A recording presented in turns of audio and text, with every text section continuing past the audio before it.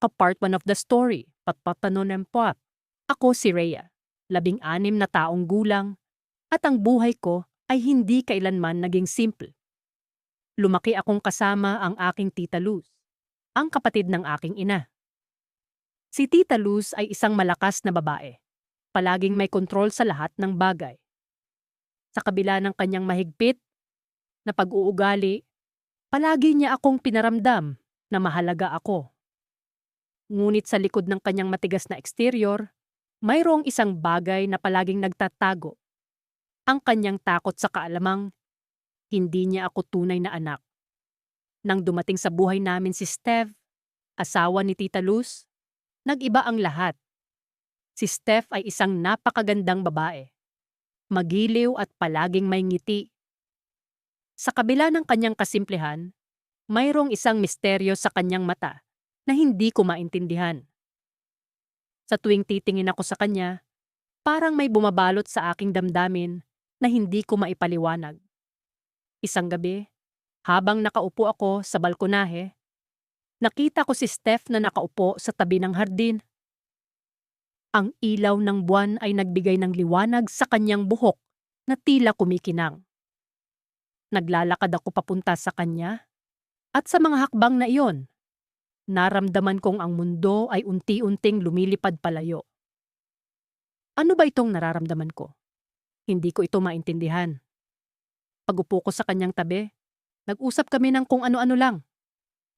Pero sa loob ng aking isip, may mga tanong na bumabagabag sa akin. Bakit ang saya ko sa tuwing kasama ko siya? Bakit may kaba sa dibdib ko tuwing ngumingiti siya? Sa bawat pagdaan ng araw, mas lalong lumalim ang nararamdaman ko para kay Steph. Alam kong hindi ito tama. Siya ay asawa ng aking tita at ako ay isang simpleng dalagita. Ngunit ang puso ko ay hindi mapigilan. Ang kanyang pagtingin, ang kanyang mga ngiti, ang kanyang lambing. Lahat ng ito ay parang musika na umaalingaw-ngaw sa aking puso. Sa kabila ng takot, hindi ko maiwasang isipin kung ano kaya ang pakiramdam kung maging kami. Isang gabi, habang kami ni Steph ay nanonood ng pelikula, biglang nag-brown out. Ang madilim na paligid ay nagbigay daan sa aming nakatagong damdamin. Sa aking paglapit, naramdaman ko ang init ng kanyang katawan. Ang kanyang mga mata ay tila may sinasabi, ngunit hindi ko mawari. Sa isang iglap, kami ay nagkatitigan, at sa titig na iyon, parang tumigil ang oras. Ang aking puso ay naglakbay sa hindi ko alam na lugar. Ang kanyang mga labi ay nasa sa akin, at sa oras na iyon, alam kong hindi na ako makakabalik pa.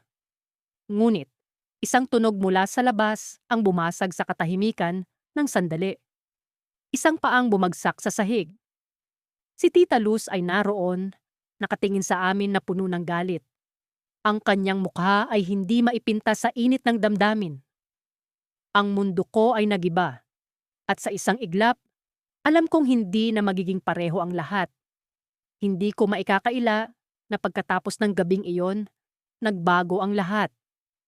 Mula sa simpleng paghanga, naging komplikado ang nararamdaman ko para kay Steph. Ang bawat galaw niya, bawat ngiti, tila ba'y may lihim na mensahe para sa akin.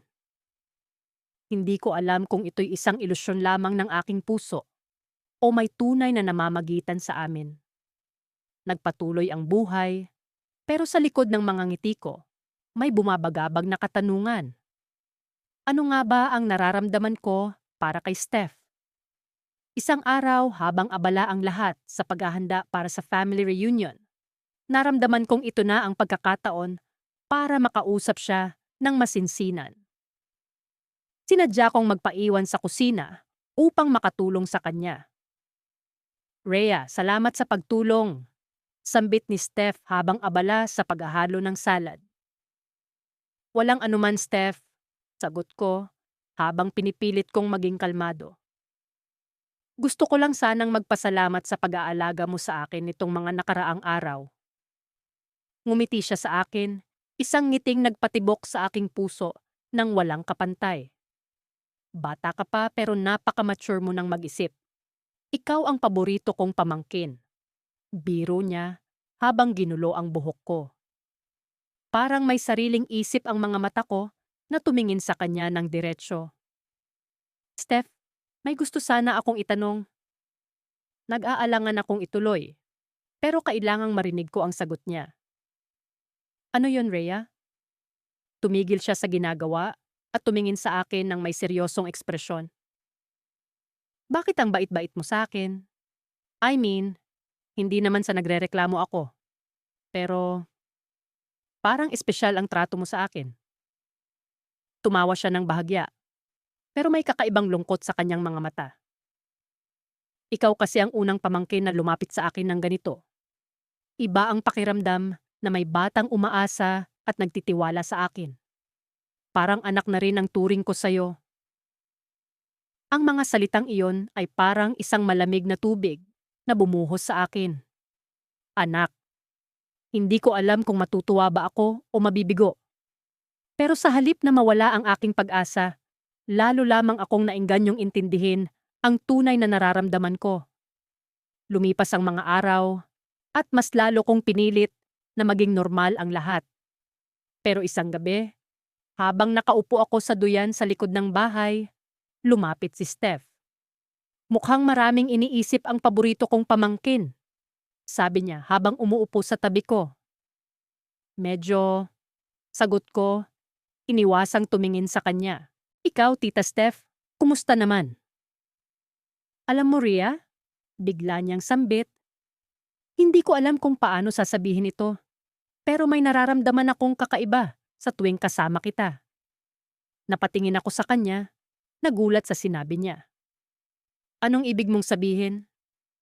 Hindi ko alam kung tama ito, pero may kislap sa mata mo na parang may sinasabi sa akin. Sagot niya. Hindi maikubli ang pag-aalinlangan sa boses. Hindi ko alam kung paano sasagutin niyon. Sa halip na mag-isip pa, hinayaan kong ang puso ko ang mangusap. Steph, hindi ko rin maintindihan, pero alam kong espesyal ka sa akin. Nagtama ang aming mga mata, at sa sandaling iyon, parang tumigil ang mundo. Ang tahimik ng paligid, ang tanging naririnig ko ay ang tibok ng puso ko. Pero bago pa lumalim ang aming pag-uusap, biglang may narinig kaming boses mula sa loob ng bahay. Steph, Rhea, nandito na ang mga bisita. Tawag ng tita ko mula sa loob. Napatayo kami pareho, at sa kabila ng tensyon na namamagitan sa amin, nagawa naming bumalik sa loob na parang walang nangyari. Pero ang katotohanan, may nangyaring malaki. Isang lihim na hindi pa handang isiwalat. Kinabukasan, umalis si Steph papunta sa isang business trip.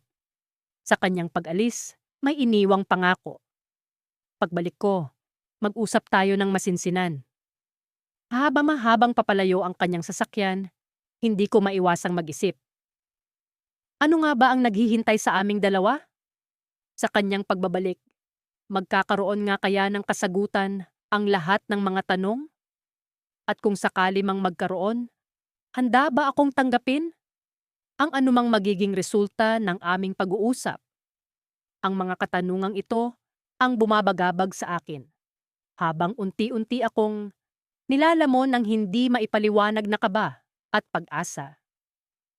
Subalit sa likod ng lahat ng ito, may isang bagay na hindi ko pa rin matanto. Isang bagay na maaring magdala ng mas malaking gulo sa buhay ko at sa buhay ni Steph. Pero sa ngayon, wala akong ibang magawa kundi maghintay sa kanyang pagbabalik. Umaasang ang lahat ay magiging maayos. O kaya na may tuluyan ng maging magulo. Mabilis ang tibok ng aking puso habang palihim akong nakatanaw mula sa likod ng kurtina. Nasa hardin si Steph, abala sa pag-aayos ng mga bulaklak na bagong lipat. Ang araw ay sumisinag sa kanyang buhok at tila kumikinang ito sa liwanag. Hindi ko maiwasang mapangiti sa tanawing iyon. Ngunit kasabay ng ngiti ay ang kirot sa aking dibdib, isang paalala ng anumang meron kami ay hindi dapat magpatuloy. Nagsimula ito nang halos hindi ko namamalayan. Isang ngiti rito, isang biro roon, Hanggang sa dumating ang gabing iyon na nagbago ng lahat. Hindi ko makakalimutan ang unang beses na nagtagpo ang aming mga labi. Parang isang pelikula, isang tagpo na tila nabalot ng misteryo at kasalanan. Ngunit sa gitna ng lahat ng ito, naroon ang hindi maipaliwanag na saya. Isang saya na unti-unting naging bahagi ng aking araw-araw. Habang nagmamasid, hindi ko namalayang pumasok si Tita Karen sa silid. "Rhea, kumusta ka na? Mukhang malalim ang iniisip mo," bati niya. Na ikinagulat ko. Agad akong bumalikwas at nagkunwaring abala sa aking telepono. Wala naman po, tita. Nagpapahinga lang." Sagot ko, pilit na itinatago ang kaba. "Si Steph ba ang tinitingnan mo? Talagang magaling siyang mag-alaga ng halaman, hindi ba?" May pagmamalaking sabi ni Tita Karen. Tumango ako. Pilit na ngumingiti. Hindi niya alam ang tunay kong nararamdaman. At mas mabuti nang manatili iyon sa ganong kalagayan. Lumipas ang mga araw na puno ng pagtatago at pag-aalala. Alam kong mali ito. Ngunit bakit ganon na lamang ang hatak ni Steph sa akin? Napakaraming beses ko nang pinilit na umiwas. Ngunit sa tuwing magtatama ang aming mga mata, nawawala ang lahat ng aking pagpipigil. Isang gabi, habang tahimik kaming nagkakape sa kusina, bigla akong nagtanong, "Steph, hindi ka ba natatakot na malaman ni tita?" Tumingin siya sa akin. Ang kanyang mga mata ay puno ng damdaming hindi ko mawari. "Rhea, natatakot ako. Pero mas natatakot akong mawala ka."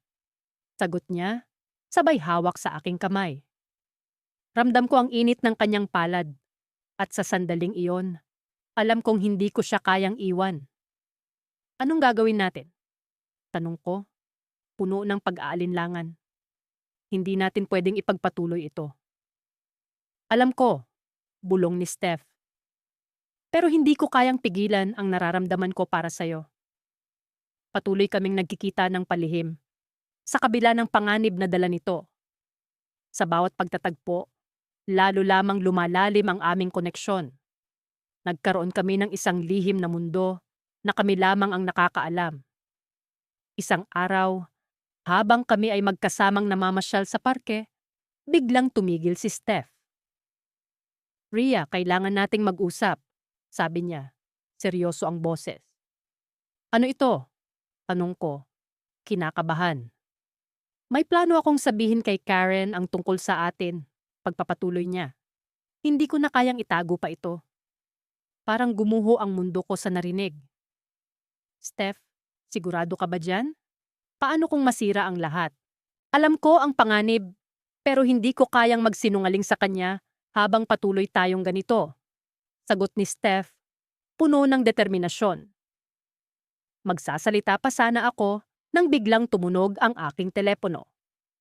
Isang mensahe mula kay Tita Karen.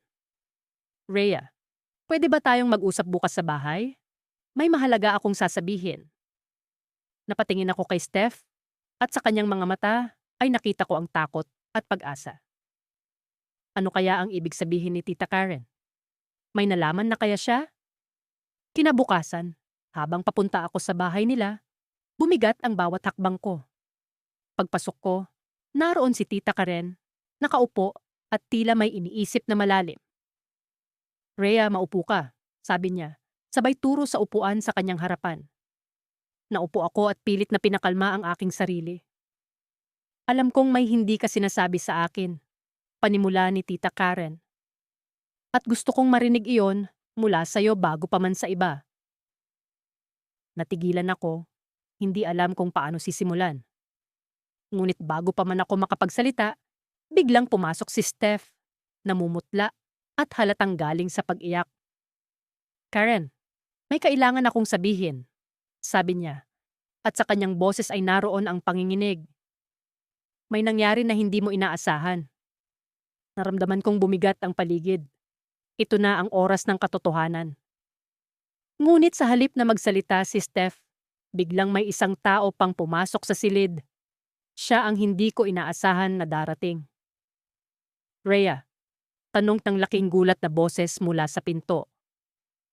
Si Alex ang matalik kong kaibigan mula sa probinsya na hindi ko na nakita ng matagal.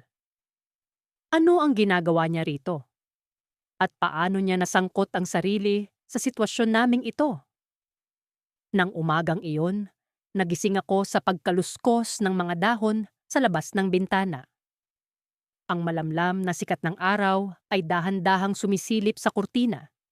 Tila binabati ako ng isang bagong umaga na puno ng mga hindi inaasahang pangyayari. Pinilit kong bumangon mula sa kama, kahit na ang katawan ko'y parang ayaw kumilos dahil sa bigat ng damdamin na bumabalot sa akin. Sa aking puso, naroon ang isang lihim na hindi ko inaasahang magiging bahagi ng aking pagkatao. Ang pag-ibig na unti-unting umusbong para kay Steph, ang asawa ng aking tita. Ang mga nakaraang araw ay puno ng pagkalito at pag-aalinlangan. Sa tuwing nagkakaroon kami ng pagkakataong mag-usap ni Steph, nararamdaman ko ang kakaibang koneksyon na hindi ko maipaliwanag. Ang kanyang ngiti ay tila isang banayad na haplos sa aking puso at ang kanyang mga mata ay nagsasalita ng mga salitang hindi kayang bigkasin ng kanyang labi. Sa kabila ng aming sitwasyon, hindi ko maiwasang mag-isip kung paano kami napunta sa ganitong sitwasyon. Paano ko nagawang mahalin ang asawa ng aking tita. Matapos ang ilang oras, nagpasya akong bumaba upang mag-almusal. Sa kusina, nakita ko si Steph na nagtitimpla ng kape. Naramdaman ko ang kakaibang pag-igting sa hangin habang papalapit ako sa kanya. "Good morning, Rhea." Bati niya sa akin. May kasamang ngiti na tila ba may tinatagong mensahe. "Good morning," sagot ko. Pilit na kinakalma ang aking sarili. Hindi ko mawari kung paano ko itatago ang aking nararamdaman. Lalo na't ang tita ko ay nasa sala lamang, abala sa pagbabasa ng dyaryo.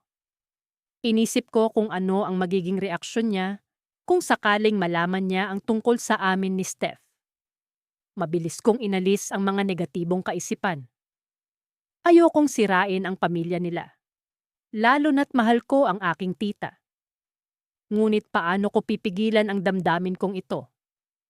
Habang nag-aalmusal, nag-usap kami ni Steph tungkol sa mga karaniwang bagay, mga plano sa weekend, mga pelikulang nais namin panoorin. Ngunit sa likod ng mga simpleng usapan na iyon, nararamdaman kong pareho naming alam na may mas malalim na nararamdaman sa isa't isa. Minsan nahuhuli ko siyang nakatingin sa akin sa paraang hindi ko maipaliwanag. Isang tingin na puno ng damdamin, isang tingin na tila ba may sinasabi.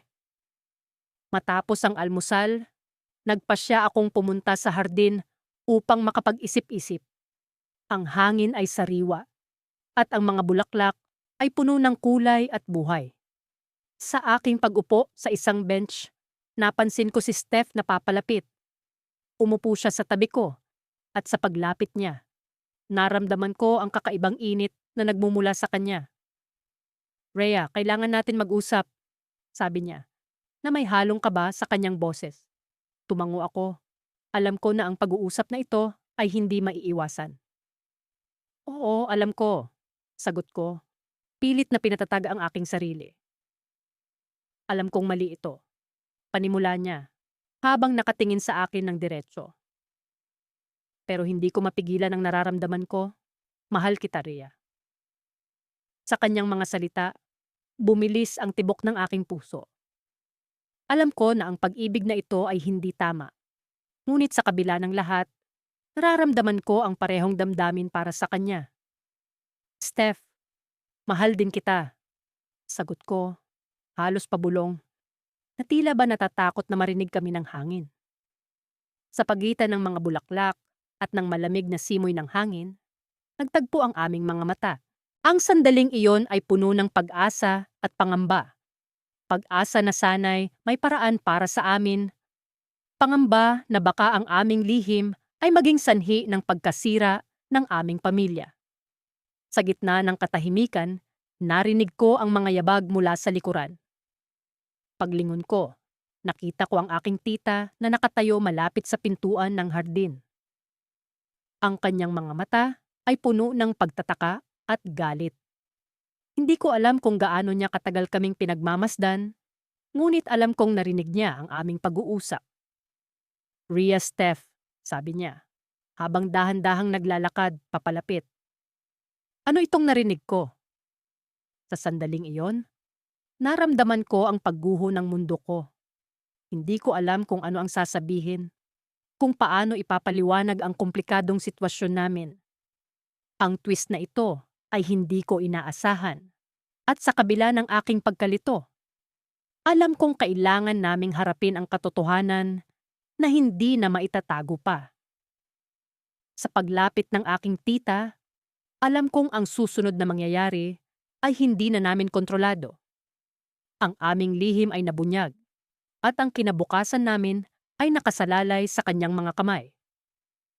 Sa kanyang mga mata, nakita ko ang sakit at pagtataksil, at sa puso ko, naramdaman ko ang pagkapit ng takot sa inaasahang pagkasira ng aming pamilya. Sa kabila ng lahat ng nangyari, hindi ko pa rin maialis sa isip ko si Steph.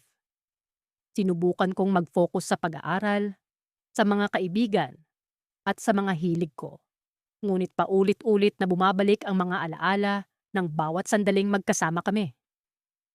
Ang kanyang ngiti, ang mga mata niyang puno ng pag-uunawa, at ang mga haplos na tila bumubura sa lahat ng takot ko. Ngunit alam kong mapanganib ang nararamdaman ko. Alam kong hindi ito dapat at hindi ito tama. Ngunit paano nga ba magiging tama ang pakiramdam na ito sa isang mundo kung saan bawal ang ganitong uri ng pag-ibig? Malapit na ang Pasko at lahat kami ay abala sa paghahanda.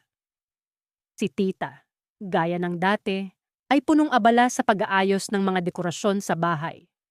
Si Steph naman ay abala sa kusina, naghahanda ng iba't ibang putahe na siguradong magugustuhan ng lahat. Ako naman ay tahimik na nagmamasid, tinatangkang iwasan ang mga pagkakataong mapansin ang hindi ko dapat mapansin. Ngunit sa tuwing nakikita ko si Steph, ang damdamin ko ay tila apoy na hindi mapigil. May mga sandaling nahuhuli ko siyang nakatingin sa akin, at sa mga sandaling iyon, tila may lihim kaming pinag-uusapan na kami lang ang nakakaalam. Sa kabila ng Kapaskuhan, hindi ko maiwasang makaramdam ng lungkot at guilt. Ang mga nakaw na sulyap at lihim ng ngiti ay nagsimula ng makaramdam ng bigat sa aking konsensya. Alam ko na ang bawat sandali ay isang pag-aabuso sa tiwala ni tita.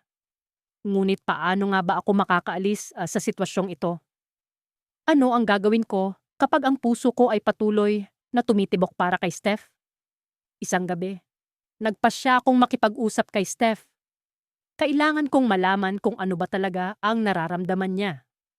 Kung sa kanya ba ay pareho ang bigat ng nararamdaman ko. Naglakad ako papunta sa kusina kung saan siya ay nag-iisa, abala sa paghuhugas ng mga pinggan.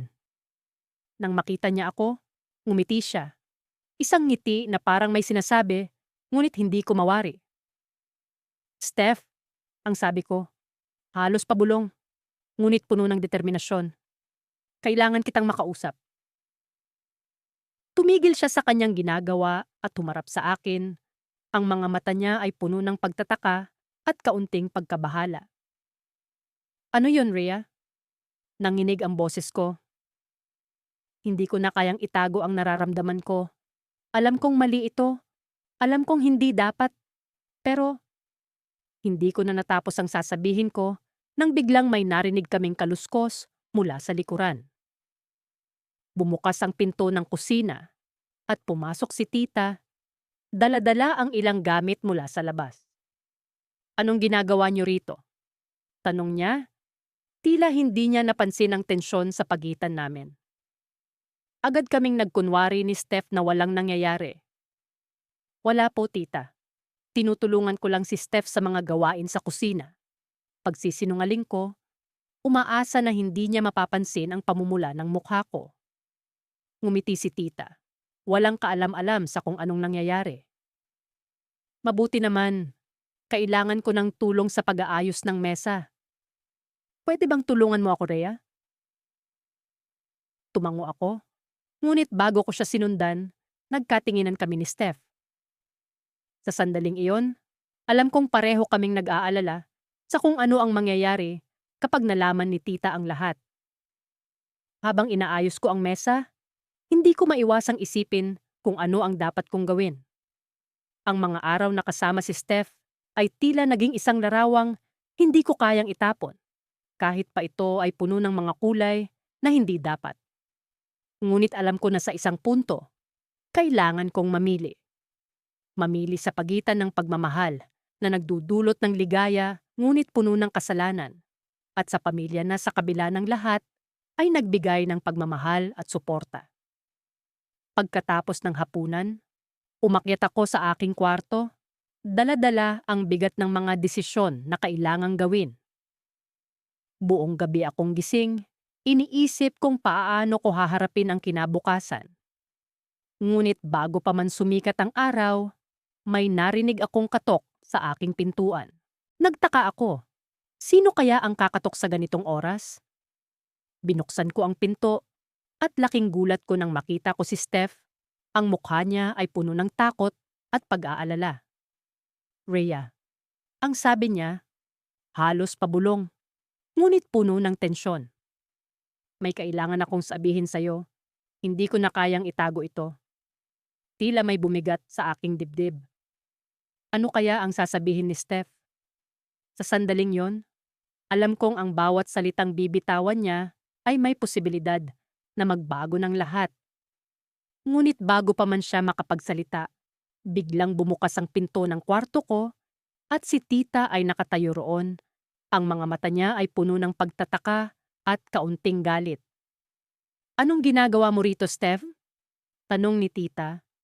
Ang boses niya ay puno ng tensyon at pag-aalala. Sa sandaling iyon, alam kong wala nang atrasan.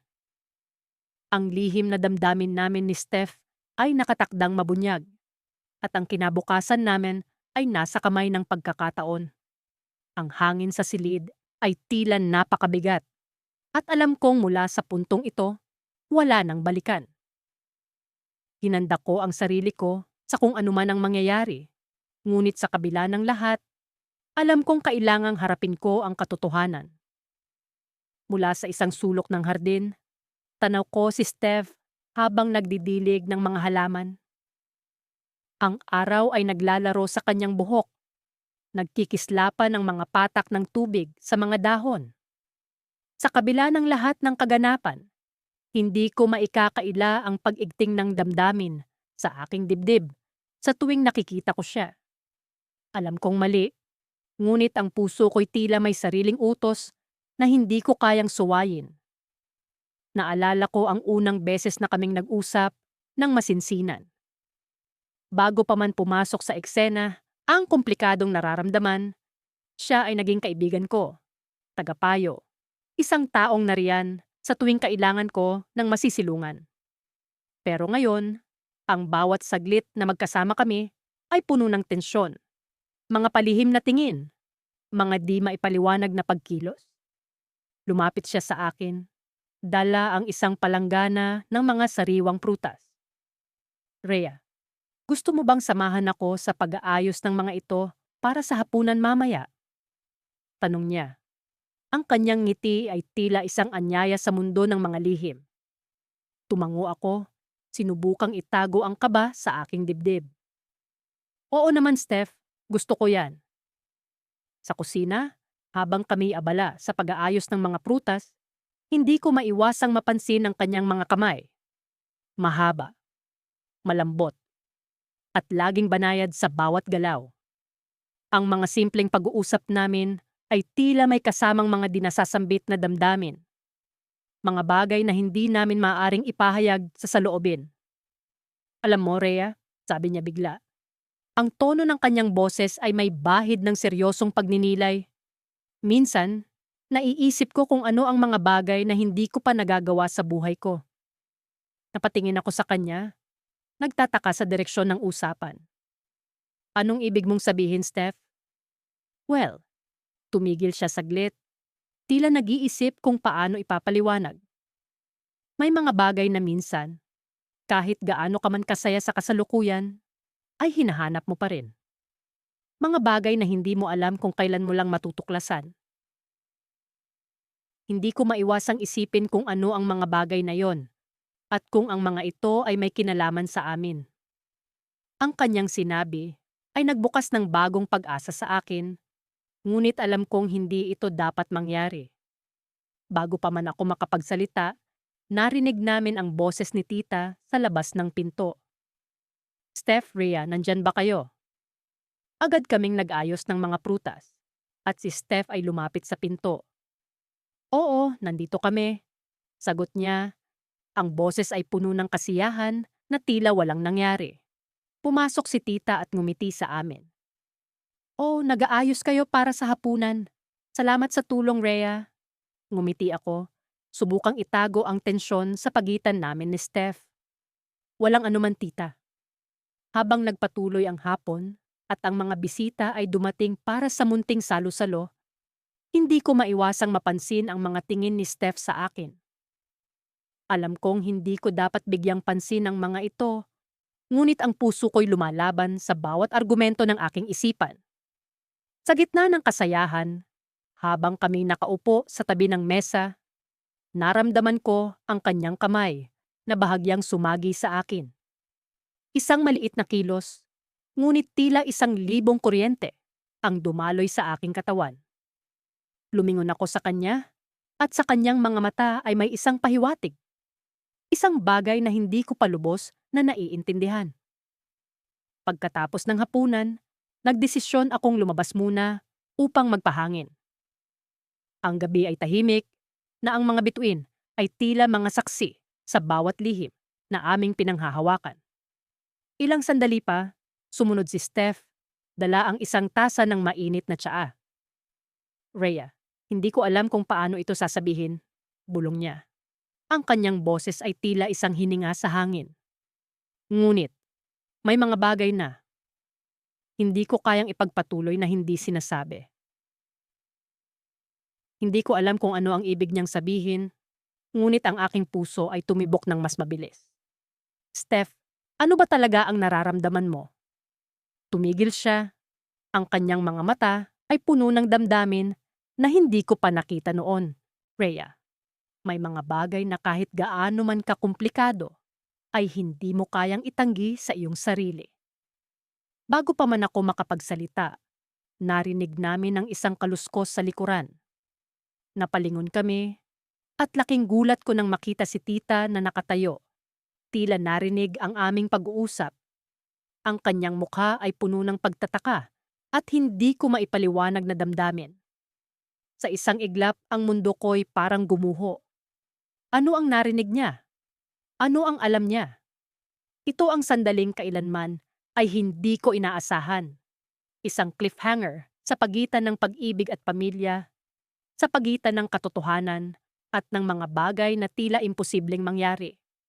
At sa gabing iyon, ang lahat ay nagbago. Ang aking mundo ay napuno ng mga tanong na walang kasiguraduhan. Sa paglipas ng mga araw, ang mga damdamin ko kay Steph ay patuloy na lumalalim. Nakakabighani ang kanyang mga ngiti at ang bawat pagkilos niya ay tila may sining. Sa bawat pagdaan ng oras, tila nagiging mas mahirap ang itago ang nararamdaman ko. Lalo na tuwing magkasama kami sa mga simpleng gawain, gaya ng paglilinis ng kusina o pag-aayos ng hardin. Ang mga sandaling iyon ang nagbibigay sa akin ng pakiramdam na kami lang ang nasa mundo. Isang umaga, nagising ako na may kakaibang pakiramdam. Parang may mangyayaring hindi inaasahan. Bumaba ako sa hapagkainan na naroon na si Steph, nagtitimpla ng kape. Tumingin siya sa akin at binati ako ng isang matamis na ngiti. Good morning, Rhea. Sabi niya habang inabot ang isang tasa ng kape sa akin. Good morning, Steph. Sagot ko, pilit na pinipigilan ang kabog ng dibdib ko. Naupo ako sa tapat niya at sinubukang magpokus sa tasa ng kape. Ngunit ramdam ko ang kanyang tingin na parang hinahaplos ang bawat sulok ng pagkatao ko. Habang kami nag-uusap tungkol sa mga plano para sa araw na iyon, Hindi ko mapigilang magtanong sa sarili kung hanggang kailan ko pa kayang itago ang nararamdaman ko. Sa tuwing titingin siya sa akin, parang may mga bulaklak na namumukadkad sa puso ko. Pero alam ko, sa likod ng mga ngiting iyon ay ang katotohanan na asawa siya ng tita ko. Lumipas ang oras at kami nagdesisyon na pumunta sa isang art exhibit sa lungsod. Mahilig si Steph sa sining at madalas niyang ikinukwento sa akin ang mga paborito niyang obra. Habang naglalakad kami sa loob ng gallery, hindi ko mapigilang humanga sa kanya. Parang siya mismo ay isang obra maestra na hindi kailanman kayang ilarawan ng mga salita. Nang nasa harap kami ng isang painting na puno ng kulay, tumingin siya sa akin at nagtanong, "Ano sa tingin mo ang sinasabi ng painting na ito, Rhea?" Nag-isip ako sandali, tinitingnan ang mga kulay at hugis. Para sa akin, parang tungkol ito sa kalayaan. Yung pakiramdam na kaya mong ipahayag ang sarili mo kahit ano pa man ang sabihin ng iba. Ngumiti siya at may kirot akong naramdaman sa puso ko. Tama ka. Minsan kailangan nating maging malaya sa kung ano man ang inaasahan sa atin. Sagot niya na parang may kahulugan ang bawat salitang binitawan.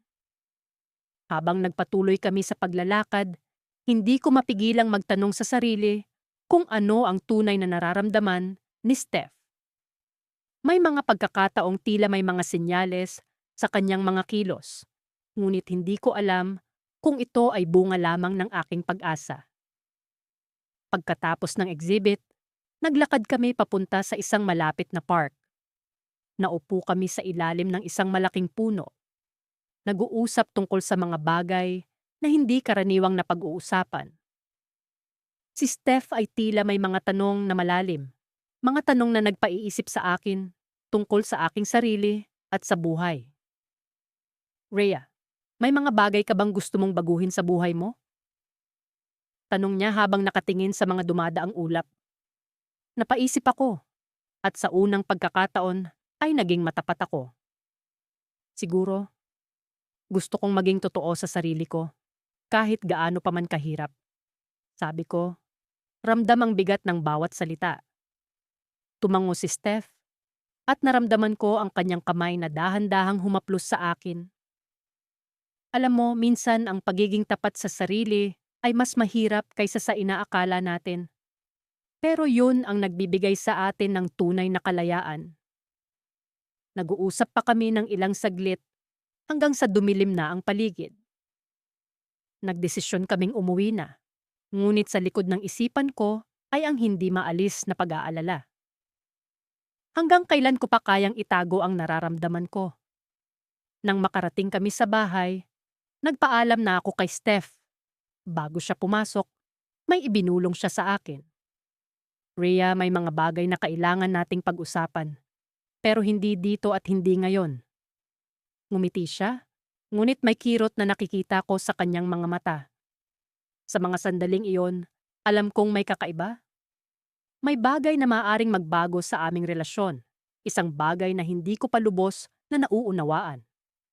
Habang naglalakad ako papunta sa aking silid, naramdaman ko ang pagod sa katawan ko. Ngunit higit pa doon ay ang emosyonal na bigat. Ano ang ibig sabihin ng mga salitang binitiwan ni Steph? May alam ba siya tungkol sa nararamdaman ko? Habang nakahiga ako sa aking kama, hindi ko mapigilan ang mga tanong na bumabagabag sa akin. May desisyon na ba siyang gagawin? At ano ang magiging kahulugan nito sa relasyon namin? Sa kabila ng pag-aalala, may bahagi ng pagkatao ko ang umaasa. Umaasa na, sa isang paraan, ang lahat ng ito ay magdadala sa amin sa isang mas maliwanag na hinaharap. Ngunit sa ngayon, kailangan kong maghintay at magtiwala. Sa bawat pintig ng puso ko, alam kong ang kwento namin ni Steph ay hindi pa tapos. At kung paano ito magtatapos, ay isang misteryo na hindi ko pa kayang harapin. Sa mga nakaraang linggo, naging mas komplikado ang sitwasyon ko sa pagitan ni Steph at ng tita ko.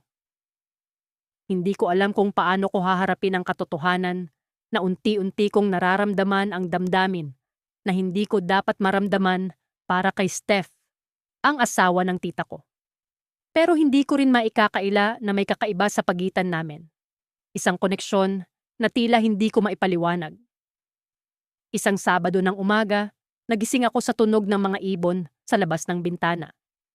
Bumangon ako at naglakad papunta sa kusina. Nakita ko si Steph na nagtitimpla ng kape. Nagbigay siya ng isang ngiti na nakapagpanginig ng buo kong katawan. "Good morning, Rhea." Bati niya habang inaabot ang isang tasa ng kape. "Salamat, Steph," sagot ko, pilit na nagtatago ng aking kaba. Habang umiinom kami ng kape, nagkwento siya tungkol sa trabaho niya, sa mga bagong proyekto na nais niyang simulan. Habang nag-uusap, nararamdaman ko ang isang init na hindi ko maipaliwanag. Hindi ko alam kung ito ba'y paghangang lampas sa pagkakaibigan o may iba pa. Sa kalagitnaan ng aming pag-uusap, tumunog ang telepono ni Steph. "Oh, tita mo," sabi niya habang sinasagot ang tawag. Umangat ang kilay ko habang pinipilit kong makinig.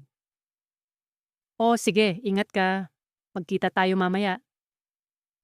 Pagkababa niya ng telepono, nagpatuloy kami sa pag-uusap.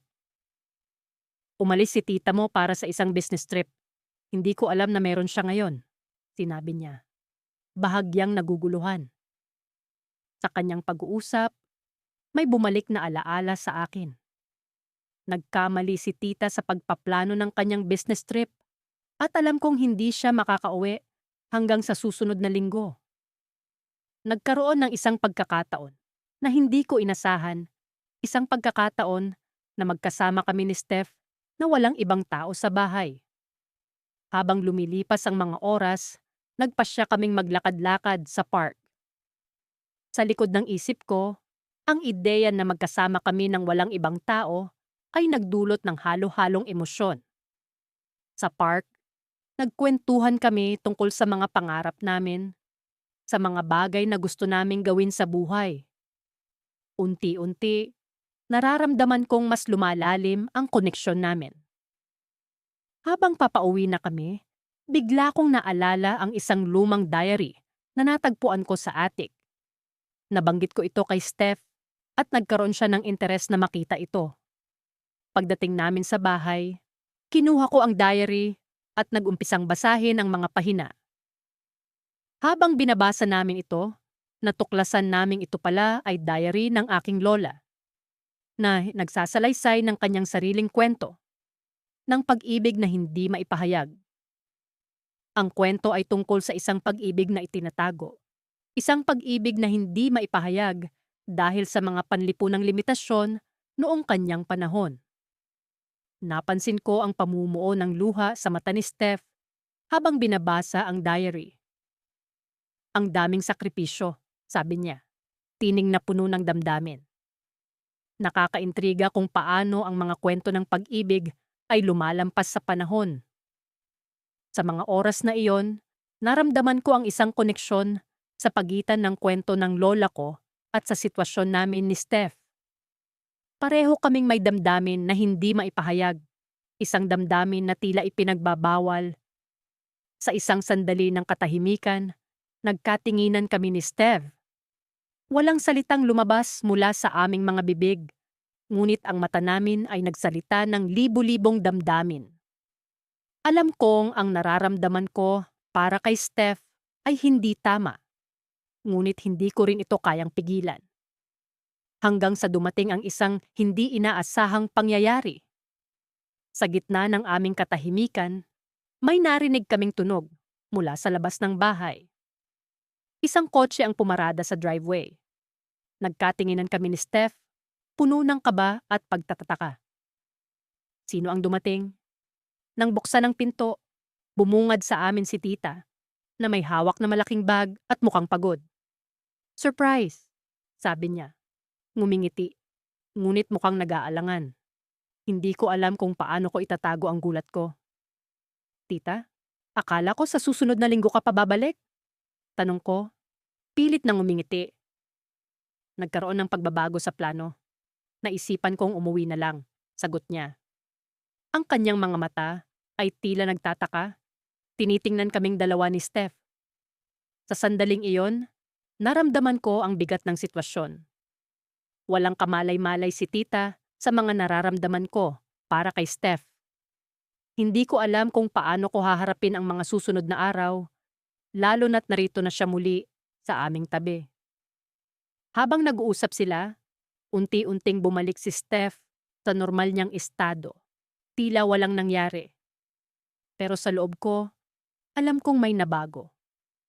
Ang kwento ng lola ko, ang pag-uwi ni tita, at ang nararamdaman ko para kay Steph. Lahat ng ito ay nagdulot ng isang twist na hindi ko inaasahan. Dala ng kaba at pagtataka, naglalakad ako patungo sa aking kwarto. Iniisip ko kung paano ko haharapin ang sitwasyong ito. Habang tanong ko sa sarili kung hanggang kailan ko kayang itago ang lahat. Nakatitig ako sa kisame ng aking kwarto, kung saan ang mga anino ng mga dahon sa labas ay sumasayaw sa liwanag ng buwan. Hindi ko alam kung gaano na ako katagal nakahiga doon, pero ang bigat sa aking dibdib ay tila walang balak umalis. Ang mga nakaraang araw ay puno ng emosyon at mga bagay na hindi ko inaasahan. Hindi ko akalaing ang damdamin ko kay Steph, asawa ng tita ko, ay lalalim ng ganito. Nagsimula ito sa simpleng pagtingin sa kanya. Sa kanyang mga ngiti, na tila ba espesyal na para sa akin, sa mga pagkakataon na nagkakatitigan kami at tila kami lang ang tao sa mundo. Hindi ko alam kung ako lang ba ang nakadarama nito o kung may nararamdaman din siya. Ngunit sa tuwing magkasama kami, may kung anong koneksyon na hindi maipaliwanag. Ngunit sa kabila ng lahat, alam kong mali ito. Alam kong masisira ang pamilya namin kapag nalaman ito ng tita ko at higit sa lahat. Alam kong masisira si Steph. Hindi ko kayang isipin ang mga mangyayari kapag nalaman nila ang tungkol sa amin. Bawat gabi ay pinaghihirapan kong ipikit ang mga mata ko. Umaasang nagising ako sa isang bagong umaga na wala ng ganitong pakiramdam. Ngunit ang gabi iyon ay iba. Pagod na akong magpanggap at magtago. Bumangon ako mula sa kama at dahan-dahang lumabas ng kwarto. Ang bahay ay tahimik, tanging ang tunog ng orasan ang maririnig. Habang naglalakad ako patungo sa kusina, ramdam ko ang kaba sa aking dibdib. Hindi ko alam kung ano ang naghihintay sa akin doon, pero kailangan kong malaman. Pagdating ko sa kusina, nakita ko si Steph na nakaupo sa mesa, may hawak na tasa ng tsaa. Nagulat siya sa aking presensya, pero ngumiti siya ng matamis nang makilala ako. Rhea, hindi ka pa natutulog? Tanong niya, habang inaayos ang kanyang buhok. Umiling ako, lumapit sa kanya at umupo sa kabilang upuan. Hindi ko kayang matulog, Steph. Sagot ko, halos pabulong. Tumingin siya sa akin ng may halong awa at pangunawa. Alam kong mahirap ito para sa'yo, sabi niya, inilalagay ang tasa sa mesa. Para sa ating dalawa. Sa pagkakataong iyon, hindi ko na napigilan ang sarili ko. Tumulo ang luha ko at naramdaman kong lumapit siya sa akin, yakap-yakap ako. Steph, hindi ko alam kung paano ko haharapin ito, sabi ko, habang patuloy na umaagos ang mga luha ko. Hinaplos niya ang aking buhok. Tila ba pinapakalma ang nag-aalab na damdamin sa loob ko. Rhea, mahalaga ka sa akin. Bulong niya sa tenga ko. Ngunit hindi natin dapat gawin ito. Alam mong komplikado ang sitwasyon natin. Alam kong tama siya. Ngunit sa bawat yakap niya, sa bawat bulong niya, nararamdaman kong mas lalong lumalalim ang nararamdaman ko. Ngunit sa pagkakataong iyon, ganoon din ang naramdaman ko mula sa kanya. May kung anong nagbago sa kanya, at alam kong hindi ito basta-basta. Naghiwalay kami sa pagkakayakap at nagkatinginan. Ang kanyang mga mata ay puno ng emosyon. Naghahalo ang pagkalito at pagnanasa. Steph, May nararamdaman ka rin ba para sa akin? Tanong ko, kahit alam kong delikado ito. Hindi siya agad sumagot. Hinanap niya ang mga salita. Nag-iisip kung paano niya ito sasabihin. Nang sa wakas ay nagsalita siya, ang boses niya ay puno ng pag-aalinlangan. Rhea, hindi ko alam kung tama ito. Pero hindi ko maitanggi na may nararamdaman ako para sa'yo. Sa sinabi niyang yon, tila ba bumagsak ang mundo ko at sabay ring umangat. Ang saya at kaba ay sabay na dumaloy sa akin. Napatingin lang kami sa isa't isa, parang may sariling mundo na hindi namin kayang ipaliwanag. Ngunit bago pa ako makapagsalita, narinig namin ang tunog ng pinto sa may sala. Agad kaming tumayo at nag-ayos, nanginginig sa kaba. Pumasok ang tita ko, may daladalang mga gamit at nagulat nang makita kaming dalawa sa kusina. Anong ginagawa niyo dito? Tanong niya. Halatang pagod mula sa trabaho. Saglit na nagkatinginan kami ni Steph at sinusubukang mag-isip ng idadahilan. Nagkape lang po, tita. Mabilis kong sabi. Pilit nang umingiti. Tumingin siya sa amin ng may halong duda, pero hindi na nagtanong pa. Sige, magpahinga na kayo at maaga pa ang trabaho ko bukas, sabi niya, bago tuluyang umakyat sa kwarto. Naiwan kaming dalawa ni Steph sa kusina. Parehong tahimik. Ang nangyari kanina ay parang isang panaginip na hindi ko alam kung magiging bangungot. Ngunit alam kong hindi pa ito ang katapusan. Sa kabila ng lahat, may isang bagay na maliwanag sa akin. Hindi ko kayang ibalik ang nararamdaman ko.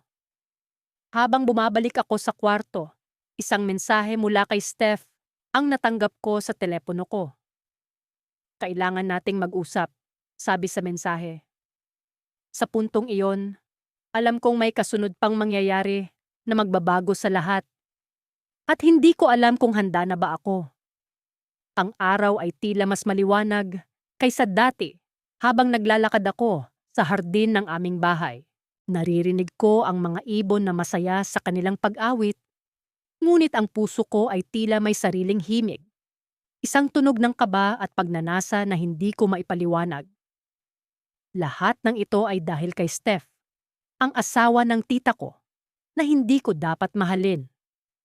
Ngunit paano mo pipigilin ang damdamin na hindi mo naman sinasadyang umusbong? Mula nang umalis ang tita ko, papuntang ibang bansa, para sa isang business trip, naging mas madalas ang pag-uusap namin ni Steph. Hindi ko alam kung paano nagsimula, pero ang bawat mensahe at tawag ay nagdala sa akin sa isang mundo kung saan kami lang ang naroon. Sa bawat palitan ng mga salita, sa bawat tawanan, lalo kong nararamdaman ang koneksyon namin. Isang gabi, habang nakahiga ako sa kama at nagbabasa ng libro, tumunog ang telepono ko. Si Steph. Agad kong sinagot, at ang boses niya ay parang musika sa pandinig ko. Rhea, kailangan kitang makausap. Pwede bang pumunta ka dito sa bahay? Tanong niya. Hindi ako nagdalawang isip. Agad akong nagbihis at tumungo sa bahay nila. Pagdating ko doon, binuksan ni Steph ang pinto. Ang mga mata niya ay tila puno ng emosyon na hindi ko mabasa. Salamat sa pagpunta, Rhea, sabi niya, habang iniimbitahan akong pumasok. Umupo kami sa sala at sa unang pagkakataon, naramdaman ko ang tensyon sa pagitan namin. Hindi ito tulad ng dati na madalas kaming masaya at walang pag-aalinlangan. Ngayon, may bigat na bumabalot sa paligid. Rhea, may sasabihin ako sa'yo, simula ni Steph. Ang boses niya ay puno ng pag-aalala at tila may halong takot. Matagal ko nang nararamdaman ito, pero hindi ko alam kung paano ko sasabihin sa'yo. Tumango ako, hinihintay ang kanyang mga susunod na salita. Sa loob ng ilang segundo, ang mundo ko ay tila tumigil sa pag-inog. Rhea, mahal kita, sabi niya. Ang mga salitang iyon ay parang kidlat na tumama sa akin. Hindi ko alam kung paano ako magre-react. Naghahalo ang saya at gulat sa puso ko. Steph, hindi ko alam kung ano ang dapat kong sabihin. Sagot ko, habang nararamdaman ko ang pagbilis ng tibok ng puso ko. Ngunit sa loob ko, alam ko rin ang tugon ko sa kanya. Mahal ko rin siya. Nagpatuloy kami sa pag-uusap. Sinubukan naming intindihin kung ano ang nararamdaman namin. Hindi madali, lalo pat alam naming mali ito. Ngunit paano mo pipigilan ang damdamin na tila natural na dumadaloy sa puso mo? Habang patuloy kaming nag-uusap, naramdaman ko ang init ng kanyang kamay na nakapatong sa akin. Ang simpleng haplos na iyon ay nagbigay sa akin ng tapang na aminin ang matagal ko nang itinatago.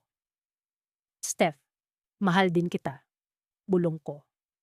Ang pag-amin na iyon ay tila nagsimula ng bagong kabanata sa kwento namin. Masaya kami, ngunit alam naming hindi ito magiging madali. May mga tao kaming kailangang protektahan, lalo na ang tita ko. Wala siyang kaalam-alam sa nangyayari sa pagitan namin ni Steph, at alam naming ang lihim na ito ay maaaring makasira sa kanya. Sa kabila ng lahat ng ito, nagpasya kaming ituloy ang kung anong meron kami, kahit pansamantala lang. Para kaming nasa isang bubble, kung saan kami lang ang nandyan, malayo sa mapanlait na mata ng mundo. Ngunit alam namin na hindi ito magtatagal. Habang papalapit ang gabi, nagdesisyon na akong umalis. Kailangan ko nang umuwi, Steph. Salamat sa lahat. Sabi ko habang tumayo mula sa pagkakaupo. Sinamahan niya ako hanggang sa pinto, at bago ako lumabas, niyakap niya ako ng mahigpit. Ang yakap na yon ay puno ng pangako ng pagmamahal na alam naming hindi dapat. Ngunit bago ako tuluyang makalabas, biglang bumukas ang pinto. Ang tita ko, nakauwi na pala siya ng mas maaga kaysa sa inaasahan. Ang gulat sa mukha niya ay hindi maikakaila. Rhea, anong ginagawa mo dito? Tanong niya, habang nakatingin sa amin ni Steph. Hindi ko alam kung paano sasagutin ang tanong na iyon. Parang biglang bumagsak ang langit sa aking mga balikat. Sa isang iglap, alam kong ang lihim namin ni Steph ay nasa bingit ng pagkatuklas. Ang cliffhanger na ito ay hindi ko inaasahan, at ang takot na nararamdaman ko ay tila walang hanggan. Ano na ang mangyayari sa amin ni Steph? Paano na ang tita ko? Sa sandaling iyon, ang mundo ko ay parang nasa isang malaking cliff, at wala akong ideya kung paano kami makakaligtas.